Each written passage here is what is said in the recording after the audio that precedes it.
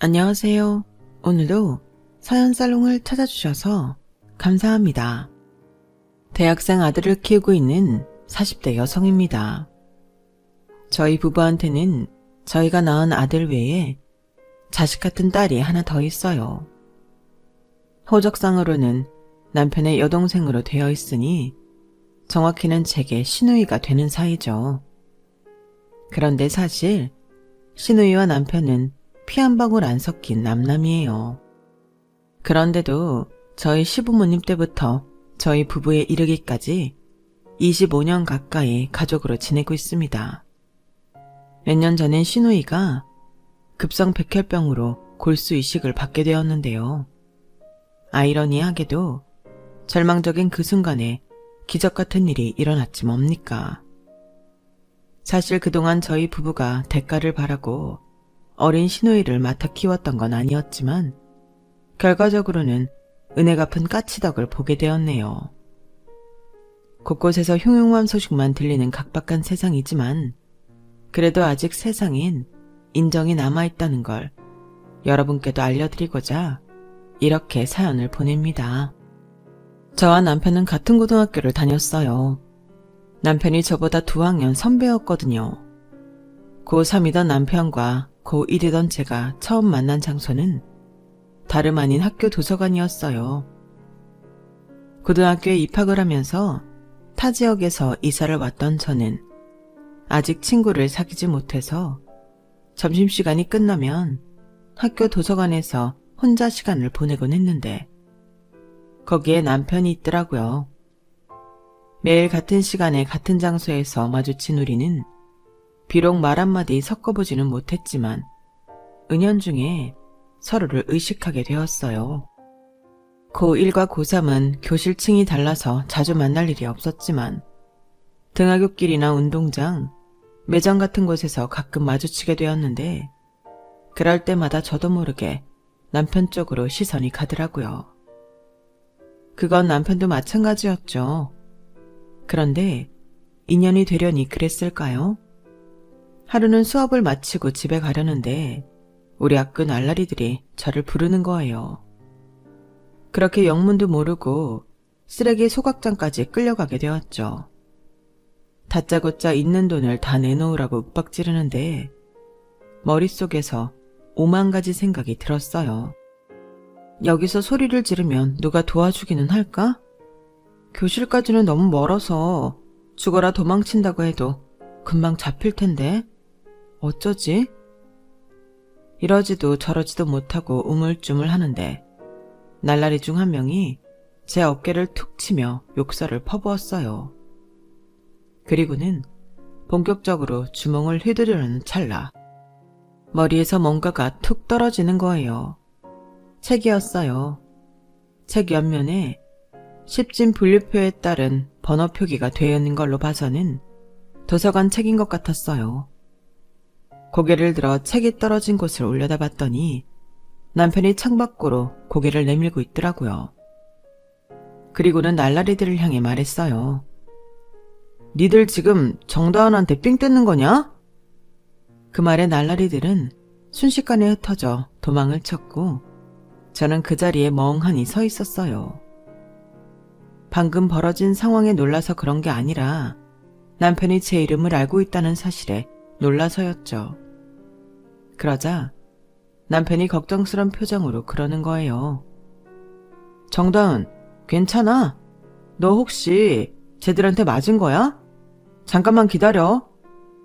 그리고는 몇 분도 안 돼 제가 있는 곳까지 달려왔더라고요. 평소 도서관에서 봤을 때는 세상 고민 혼자 짊어지고 있는 사람처럼 보였던 남편이 그날은 평범한 19살 청년의 모습이었어요. 혹시 제가 어디 맞아서 다친 건 아닌지 꼼꼼히 살핀 남편은 그제야 한시름 놓더라고요. 이상은 없는 것 같은데? 너 왜 그러고 서 있어? 놀라서 그래? 내가 집에 데려다 줘? 아니, 그게 아니라 내 이름을 어떻게 알았어요? 혹시 나한테 관심 있어요? 제 무릎에 남편은 눈만 꿈뻑이다가 짧은 한숨을 쉬고는 그러더군요. 이름표에 떡하니 적혀있는데 왜 몰라? 한 달 넘게 도서관에서 매일 마주쳤는데 이름을 못 외우면 그게 바보지. 그제야 저는 가슴팍에 달린 이름표가 있다는 사실을 깨닫고는 얼굴이 발갛게 달아올랐어요. 저는 남편이 저한테 관심이 있어서 제 이름까지 알아낸 줄 착각했거든요. 홍당무처럼 빨개진 얼굴로 서둘러 자리를 피하려고 하는데 남편이 등 뒤에서 그러는 거예요. 관심이 있는 건 사실이야. 그러니까 도와주려고 여기까지 왔지. 그 말에 심장이 벌컹벌컹 뛰기 시작했어요. 하지만 아무렇지 않은 척 연기를 했죠. 그랬더니 남편이 집에 데려다 주겠다며 앞장을 서더라고요. 말로는 제가 집에 가는 길에 날라리들이 또다시 괴롭힐까봐 그런다고 했지만 제 머릿속에선 그 말이 나를 좋아해서 지켜주고 싶다는 말처럼 들렸어요. 한창 할리퀸문고에 빠져있던 고1 여학생이었으니 머릿속에 얼마나 많은 연애 판타지가 있었겠어요. 그러니 그런 착각을 할 만도 하죠. 남편한테 도움을 받은 이후로 날라리들한테 괴롭힘을 당하는 일은 없었어요. 그런데도 점심시간 때 도서관에서 남편과 마주치면 여전히 집에 가는 길이 무섭다, 날라리들이 또 괴롭히면 어쩌냐 등등 대놓고 꼬리를 쳐댔어요. 덕분에 남편이 저희 집까지 데려다주는 날들이 많았어요. 그러다 보니 꽤 소득도 있었죠. 집까지 가는 길에 남편에 대한 얘기들을 들을 수 있었거든요. 저는 남편이 고3이니까 당연히 공부나 대학 진학에 대한 고민을 하는 줄 알았는데 의외의 고민을 하고 있더라고요. 뭐? 17살이나 어린 여동생? 와, 오빠네 부모님 정말 대단하시다. 근데 그 동생 때문에 오빠가 고민할 일이 뭐야? 실은 그 애는 우리 엄마가 낳은 게 아니야. 내가 바보도 아니고 우리 엄마가 임신한 걸 못 알아봤겠어? 엄마가 배도 부른 적 없는데 하루아침에 내 동생이라고 젖먹이 아기를 데려온 거야. 엄마가 낳지 않았다면 아빠가 밖에서 낳아온 거밖에 더 돼. 그런데도 엄마는 아빠한테 화도 안 내고. 솔직히 내가 엄마라면 당장 아빠랑 이혼할 텐데 말이야. 그런 생각을 하다 보니까 동생 우는 소리만 들려도 화가 나더라고. 그런데 어떻게 그 애를 동생으로 받아들일 수가 있겠냐고. 공부 걱정만 해도 모자랄 판에 부모님 외도와 배다른 동생 고민까지 하게 된 남편이 안쓰럽기만 했어요. 하지만 제가 어떻게 해줄 도리가 없었죠. 그저 고민을 들어주는 것 밖에는요. 그런데 불과 일주일 전까지만 해도 세상 고민 혼자 다 떠안고 살던 남편이 갑자기 확 밝아진 거예요. 형이 그러는데 우리 집 막내 말이야. 아빠가 밖에서 나온 게 아니라 입양을 한 거래. 형이랑 누나는 진작 알고 있었더라고. 아, 난 그런 줄도 모르고 엄청 걱정했잖아. 다시 웃음을 찾은 남편은 그제야 미뤄뒀던 성적 걱정과 대입 걱정을 하기 시작했어요. 다행히 성적이 상위권에 있던 사람이라 정신을 차리고 달려드니 금방 원래 자기 성적으로 돌아가더라고요. 이듬해 남편은 원하던 대학에 합격했고 그와 동시에 저는 부모님을 졸라 남편을 제 과외 선생으로 불러들였어요. 너 예체능과인데 굳이 나한테 영수 과외를 받겠다고? 차라리 그 시간에 수능이나 실기 점수를 올리는 게 나을 것 같은데. 오빠, 예체능이라고 지금 무시하는 거야? 문과나 이과만큼은 아니지만 예체능도 성적이 중요하단 말이야. 어차피 대학에 입학하기 전까지 아르바이트 할 생각이었다며. 과외보다 더 좋은 알바 자리가 어딨냐? 그러니까 과외해줘. 남편 말대로 저는 미대 진학을 목표로 하는 예체능과라서 내신 성적보다는 수능이나 실기에 중점을 두는 게 맞았어요. 하지만 어떻게든 남편과의 관계를 이어가려고 고집을 피운 거였죠. 그렇게 시작된 과외는 창피한 나날의 연속이었어요. 어떻게 하면 남편과 사귈 수 있을까? 음흉한 꿍꿍이를 가진 저와는 달리 남편은 정말 공부만 가르쳤거든요. 저의 형편없는 영수 실력을 고스란히 까발린 채 진행되는 수업 때문에 연애는 개뿔, 죽어라 영어 단어를 외우고 수학 공식을 외우기에 바빴죠. 그렇게 남편의 졸업식을 앞둔 2월 어느 날, 남편이 과외 시간이 됐는데도 오지를 않더라고요.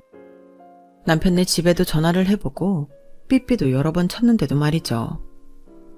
결국 그날 남편은 저희 집에 오지 않았어요. 집이라도 알면 찾아갔을 텐데 어디 사는지를 모르니 그럴 수도 없었죠. 과외를 펑크내고 며칠 뒤 남편이 초췌한 얼굴로 저를 찾아왔더라고요. 잔뜩 화가 난 저를 화를 내려고 단단히 벼르고 있었지만 이어진 남편의 얘기를 듣고 나니 그럴 수가 없었어요. 평소 지병을 앓고 계시던 어머님이 세상을 떠나셨다고 했거든요. 사랑하는 가족을 잃어본 경험이 없는 저였지만 남편의 슬픔을 어느 정도는 이해할 수 있었어요. 남편이 그렇게 열심히 공부를 했던 것도 어머님을 기쁘게 해드리기 위함이었다는 걸 자주 들어서 알고 있었는데 그런 어머님이 세상을 떠나셨으니 마치 인생의 목표를 상실한 사람처럼 시리에 빠질 수밖에요. 그래도 남편은 제 생각보다 강한 사람이라서 금방 슬픔을 털고 일어났어요. 전처럼 과외도 열심히 봐주고 어머님 대신 어린 동생도 잘 돌봐주었죠. 가끔 집에 동생을 봐줄 사람이 없을 때는 제게 양해를 구하고 동생을 데리고 과외를 하러 오기도 했어요. 그 덕분에 막내 신우이와는 일찍부터 안면을 틀 수 있었죠. 남편이 대학에 입학한 후에도 제 과외는 이어졌어요. 저는 남편이 대학생이 되고 나니 고등학생 때와는 달리 조금씩 거리감이 느껴져서 초조하기만 했어요. MT니 대학 축제니 하는 대학생들만의 놀이문화가 고등학생인 저한테는 너무도 부럽기 그지없었거든요. 게다가 대학에는 남학생들만 있는 게 아니라 같은 강의를 듣는 여학생들도 있어서 한시도 마음을 놓을 수 없었어요. 여대생들은 화장도 하고 염색에 파마까지 할 텐데 맨 얼굴에 단발머리인 저로서는 넘을 수 없는 벽처럼 느껴졌거든요. 그래서 일부러 과외 시간마다 어른스러운 옷을 입고 입술에 립글로스도 바르곤 했는데 하루는 남편이 그러는 거예요. 다은아, 내가 진작부터 얘기하려고 했었는데 너 옷차림이 그게 뭐니? 입에 바른 건 또 뭐고? 학생이 학생다워야지. 벌써부터 어른 흉내야. 그런 거 할 시간에 단어 하나 더 외우는 게 낫지 않겠니? 앞으로는 과외할 때 옷 단정히 입어. 입에 바르는 것도 하지 말고. 알았어? 제 마음도 몰라주고 남편은 청학동 선비처럼 굴었어요. 저는 어떻게 하면 남편을 꼬실 수 있을까 고민을 했는데 말이죠. 이런 제 음흉한 꿍꿍이에도 불구하고 남편은 정말 공부만 가르치다가 이듬해 군에 입대를 했어요. 참 융통성도 없고 눈치도 없는 남자였지만 그래서 더 남편한테 끌렸는지도 모르겠네요. 고3이 되어서 남편과 같은 대학에 들어가려고 부단히 노력했지만 성적이 미치지 못해서 그러지는 못했어요. 게다가 수능까지 망치는 바람에 제가 원하던 대학은 다 떨어지고 전문대 디자인과에 진학하게 되었죠. 그 바람에 집에서는 돈 잡아먹는 귀신이라고 욕을 온팡지게 들어먹었고요. 그런데도 정신을 못 차리고 저는 합격증을 받자마자 그 주 주말 먹을 걸 잔뜩 만들어서 남편이 있는 부대로 면회를 갔어요. 그리고는 정식으로 사귀자고 말을 했죠.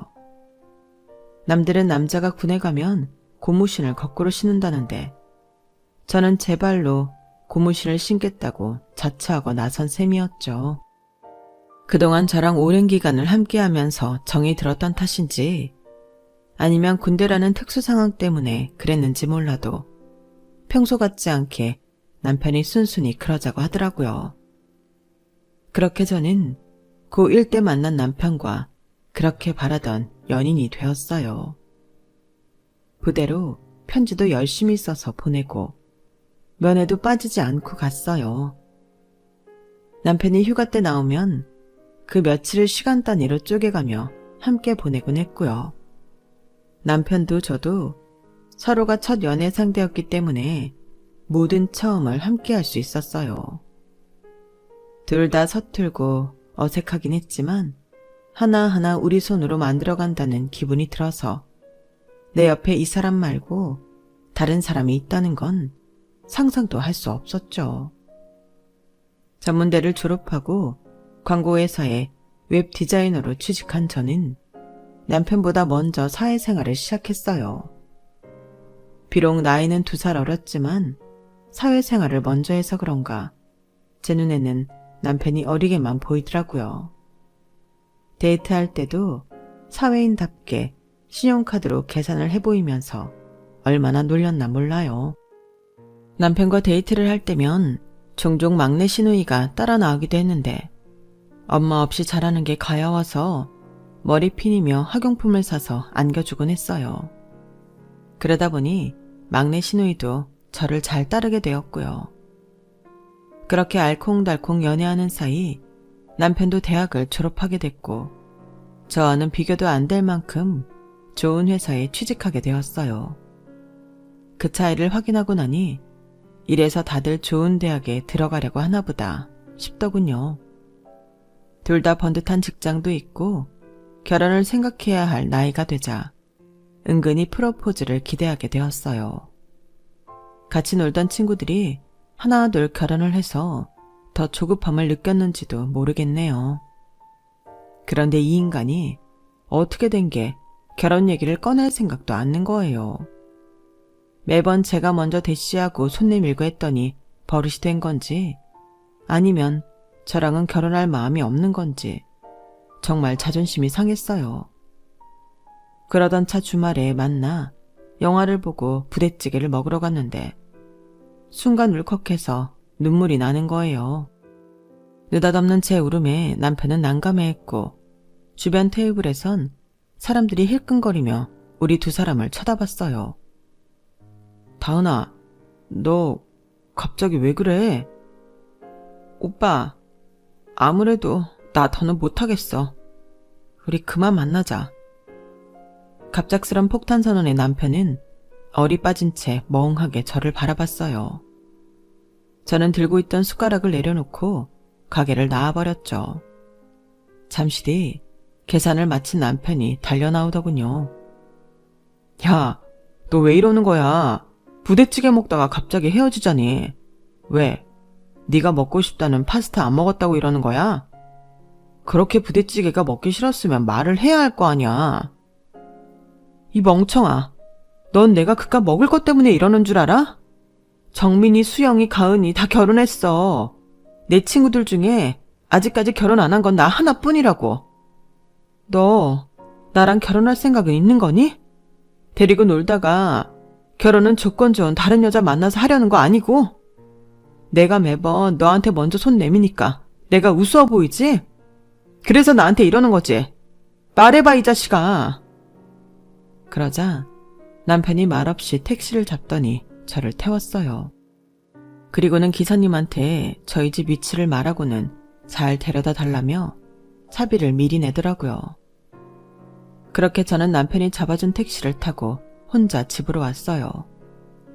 그때 이제 정말 끝났구나 하는 생각을 했어요. 그래서 그날 밤 그동안 함께 찍었던 사진이랑 남편한테 받은 선물들을 모조리 정리했어요. 그런데 그 일이 있고 며칠 뒤 남편이 퇴근 시간에 맞춰 저희 회사 앞으로 왔지 뭐예요. 다 끝난 마당에 여긴 왜 왔냐고 따지려는데 먼저 선수 쳐서 그러더라고요. 나랑 어디 좀 가자. 실은 아버지가 널 만나고 싶어 하셔. 그걸 지금 말하면 어떡해. 미리 말 못해서 미안해. 말하면 같이 안 가줄 것 같아서 말 못했어.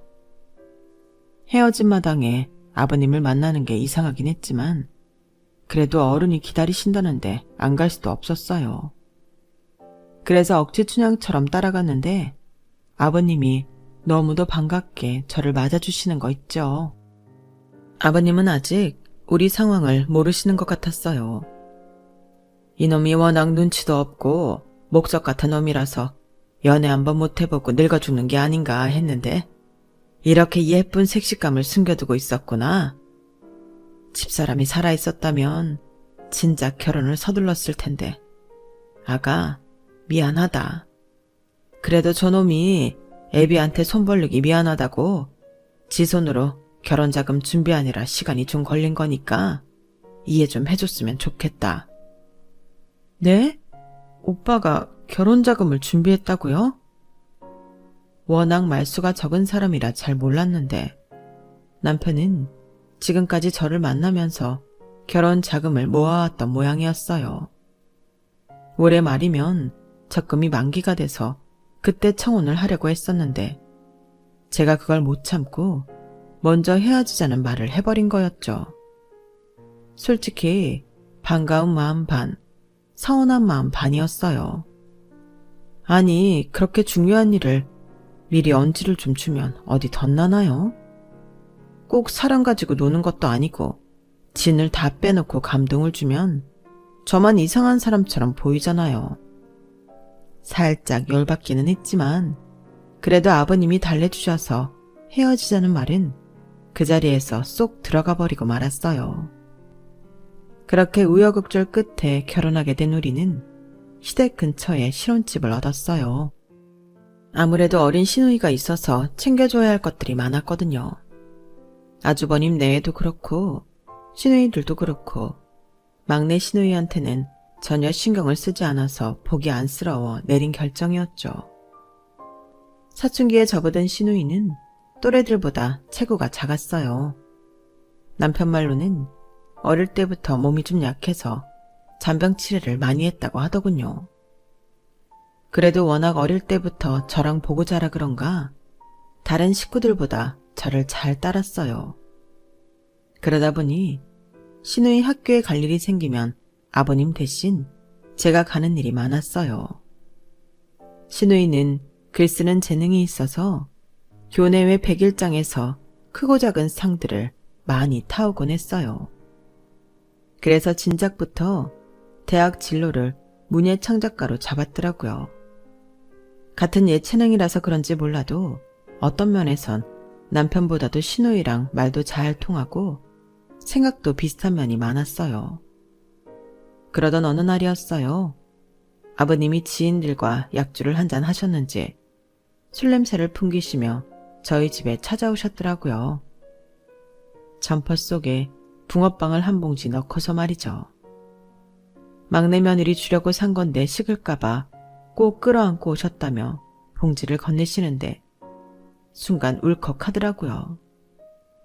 꿀물을 타드리려고 잠깐 앉아 계시라고 했는데 아버님이 한숨을 푹 쉬시면서 그러시는 거예요. 아가, 만약에 말이다. 혹시라도 내가 세상을 뜨게 되면 우리 유영이를 너희가 좀 맡아줄 수 있겠니? 이제 나도 나이가 들어서 그런가 자꾸 약한 생각이 들어서 말이다. 아버님, 그게 무슨 말씀이세요? 아직 이렇게 정정하신데요. 그래도 아버님이 그렇게 걱정이 되신다면 좋아요. 아가씨는 우리가 책임지고 보살필게요. 그러니까 아무 걱정 마세요. 고맙다, 아가. 사실 유영이는 말이다. 아버님은 제 대답에 기분이 좋으셨는지 그동안 자식들한테도 감춰두었던 말씀을 하셨어요. 막내 시누이의 출생에 관한 거였죠. 시누이는 저희 시부모님이 시설에서 입양해온 아이가 아니었어요. 어머님이 지병이 있으셔서 정기적으로 병원에 검진을 받으러 다니셨는데 그때마다 택시를 모는 아버님이 어머님을 태우고 병원에 다녀오시곤 했던 모양이에요. 그런데 하루는 평소처럼 검진을 마치고 어머님과 집에 들어오는데 차 뒷자리에서 애기 울음소리가 들리더래요. 그래서 차를 세우고 확인해 봤더니 짐가방 안에 갓난 아기가 들어있더라지 뭐예요. 집사람이랑 병원에 가던 길이었는데 웬 젊은 여자가 막무가내로 태워달라고 떼를 쓰지 뭐냐. 당시에 합승도 흔한 일이었으니까 일단 태웠지. 마침 목적지도 가까웠고 했으니까. 그런데 차에 애를 놓고 내렸을 줄 누가 알았겠냐고. 초겨울이었으니 망정이지 한겨울이나 한여름이었어 봐. 애가 어떻게 됐겠냐고. 못된 사람 같으니라고. 그 길로 달려가 파출소에 가서 사정을 말했더니 당장 아기를 맡아줄 시설이 없다며 부모를 찾을 때까지 며칠간만 아기를 맡아달라고 하더래요.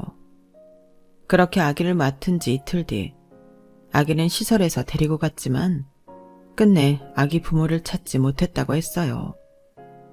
지금처럼 CCTV가 상용화되지 않은 시절이라서 아기를 차에 두고 간 여자의 행방조차 찾을 수가 없었대요. 결국 아기는 시설에서 살게 된 거죠. 집사람도 그렇고 나도 그렇고 그 핏덩이를 시설에 보내고 일주일이 지났는데도 자꾸 눈에 아른거리는 거야.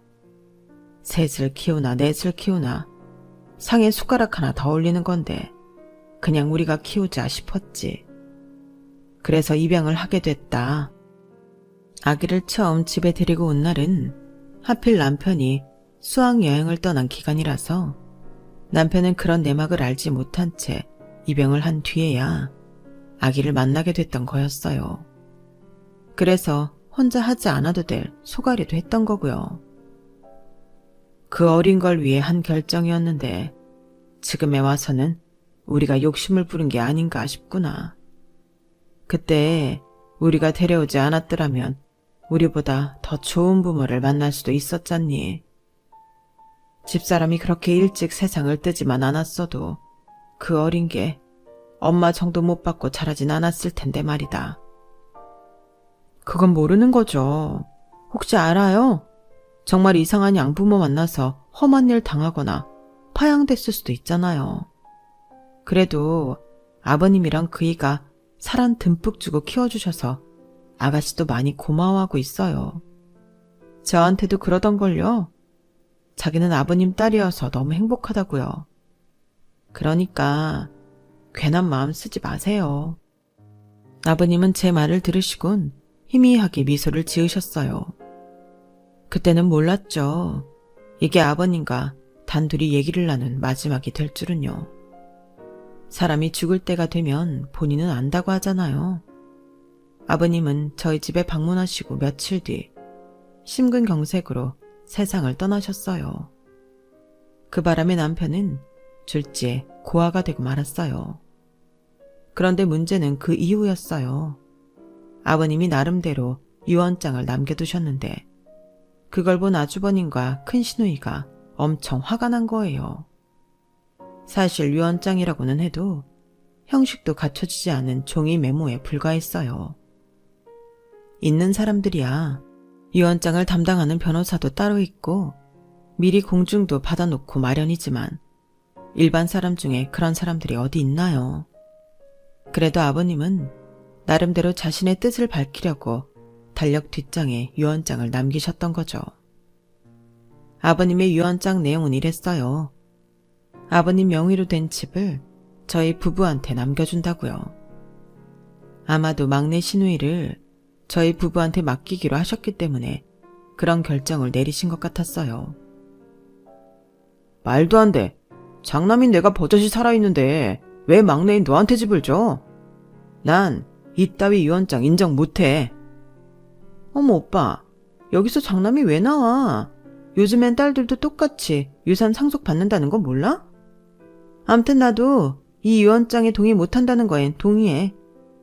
그냥 이 집 팔아서 3등분 해. 유산을 나누자는데도 저도 남편도 동의해요. 그런데 왜 4등분이 아니라 3등분인 거죠? 엄연히 막내 시누이 목도 있는데 말이죠. 남편이 그 점을 따져 물었더니 아주버님과 시누이 모두 한 목소리로 그러더군요. 쟤는 우리 핏줄이 아니잖아. 왜 우리 아빠 유산을 남의 집 자식한테 줘야 해? 안 그래, 오빠? 당연히 안 되지. 그리고 이참에 쟤는 파양해버려. 괜히 법적으로 유산 나눠달라. 소송이라도 걸지 누가 알아? 그뿐이야. 아버지도 안 계신 마당에 누가 쟤를 맡아 키우겠어. 그간 키워준 것만 해도 감지덕지지. 인간들이 어찌나 몰인정한지 정말 말문이 막힐 정도더라고요. 긴 세월 한 집에서 형제로 살았으면서 어쩌면 돈 앞에서 이렇게 매정할 수 있는 건지 인간처럼 보이지도 않았어요. 그걸 말이라고 해? 어머니 아버지가 자식으로 들인 이상 유영인 우리 형제야. 어떻게 돈 몇 푼에 형제까지 버리라는 말을 할 수가 있어? 아버지가 돌아가시기 전에 내 아내한테 뭐라고 하셨는지 알아? 혹시라도 당신이 잘못되면 유영이 부탁한다고 하셨대. 내 앞으로 집을 남기신 것도 형이랑 누나가 이럴까봐 그러신 걸 거라고. 좋아. 유영인 우리가 맡아 키울 거야. 처음부터 그럴 생각이었으니까. 대신 유영이 몫의 유산은 확실히 줘.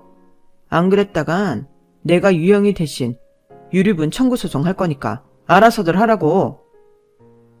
남편이 소송 불사를 외친 덕분에 신우이는 자신의 몫을 받을 수 있었어요. 그리고 신우이는 저희 집으로 들어와 살게 되었죠. 제가 출산을 하게 되면서 일을 그만두게 되었을 때도 저희는 신우이 앞으로 남겨진 유산에서는 절대 손을 대지 않았어요. 그건 신우이 대학 자금으로 남겨둘 생각이었으니까요. 어린 신우이를 데리고 살기 시작하면서부터는 남편도 저도 우리 자식이라는 생각을 하며 살았어요. 나이 차이도 많이 나고 남편 손으로 신우이 똥기저귀까지 갈아주며 키운 터라 솔직히 자식이라고 해도 이상하지 않을 정도였죠. 물론 저희 친정에서는 이런 상황을 달가워하지는 않았어요. 애가 불쌍한 건 불쌍한 거지만 당신 딸이 고생을 하는 게 안쓰러워 그러셨을 거예요.